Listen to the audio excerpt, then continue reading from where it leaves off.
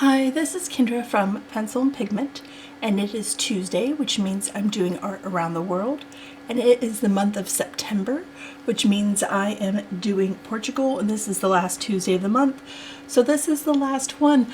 And I wanted to do kind of a story time because this story is so wild and it involves one of my favorite animals of all time, and that is the rhinoceros. And we're gonna talk about what happened in the 1500s. So, okay, this is the Tower of Belém, and this was being built to protect the natural port of Lisbon.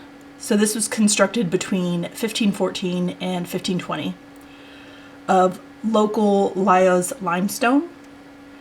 And this is sort of an example of the distinctive Portuguese manualine style, named after King Manuel I.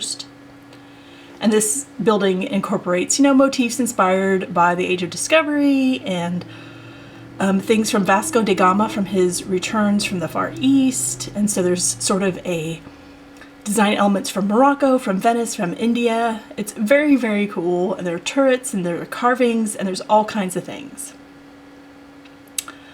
But we need to talk about one tiny aspect of this tower. So I am going to, hold on, I'm going to Google through real quick and see if I can not spoil too much stuff. But I want to show you one tiny aspect of this building. Are you ready? Okay.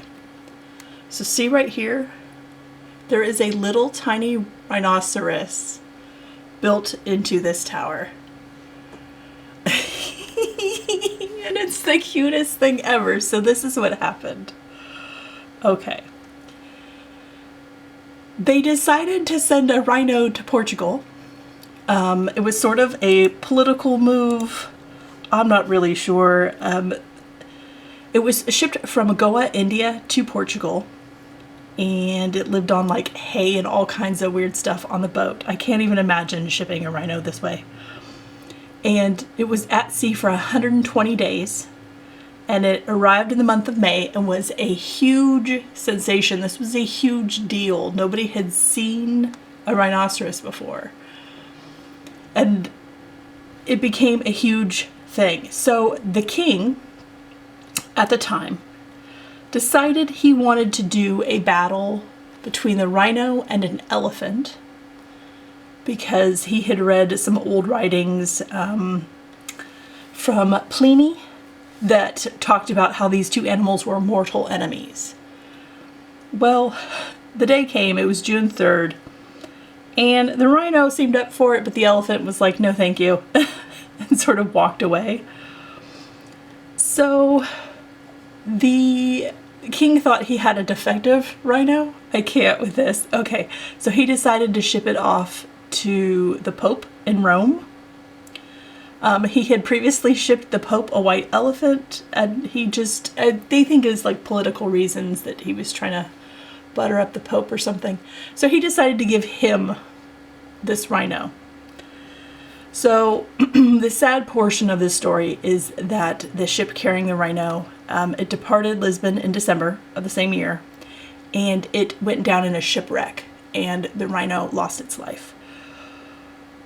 But what remains is sort of its short life was this spectacle that these letters and all kinds of drawings were dispatched across Europe immediately after his arrival. So one of the more famous sketches of the rhino is by Albrecht Dürer, and you may have seen the illustration before. Let's get there. The rhino, this rhino sketch. And he had all kinds of fanciful things. He thought it was, tortoise scales. He never saw the rhino in person. But to him, this rhino was just a source of inspiration, and it was a source of illustration and inspiration in the 1500s, which I think is absolutely wild. So when they talk about this rhino that came from India, they talk about like, there's so many inaccuracies that they believed about rhinos at the time. You know, it was the color of a speckled tortoise. It was entirely covered with thick scales.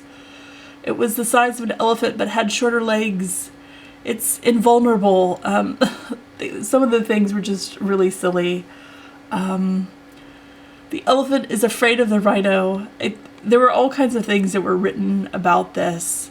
The rhinoceros is so well armed that the elephant cannot harm it. It is said that the rhinoceros is fast, impetuous, and cunning. So, obviously some errors here about the belief system of what, you know, the rhino is and what it looks like, and some of the inaccuracies. But we get these really cool illustrations from that German artist, and it's such an interesting thing that this king put together. Manuel of Lisbon wanted a rhino, and this is just so incredibly wild to me. And he had an elephant he absolutely loved. And here it is. This building that has this little stone rhino on one of its little sides to sort of memorialize and talk about the rhino that came to be in the 1500s that was at sea for months. The sort of Durer's illustration, it captivated the imagination, and it went on to be the default illustration for the rhino until the Enlightenment. So variations and copies around, from sculptures to cathedral carvings, naturalist illustrations, which were folks that were interested, you know, in zoology,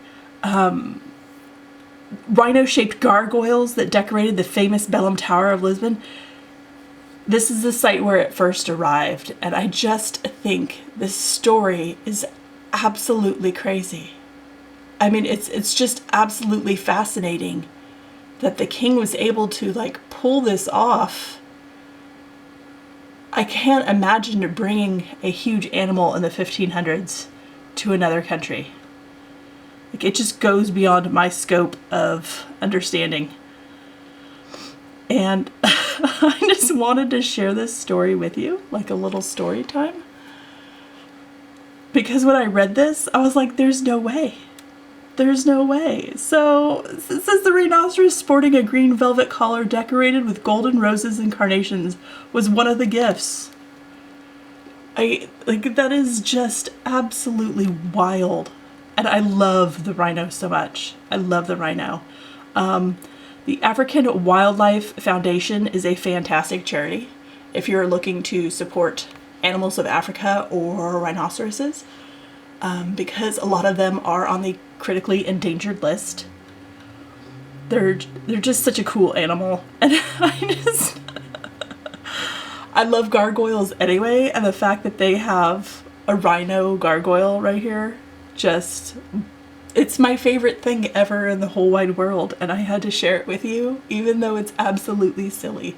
So I hope you enjoyed this little tiny story time. I hope you have a wonderful day, and I will talk to you tomorrow. Bye.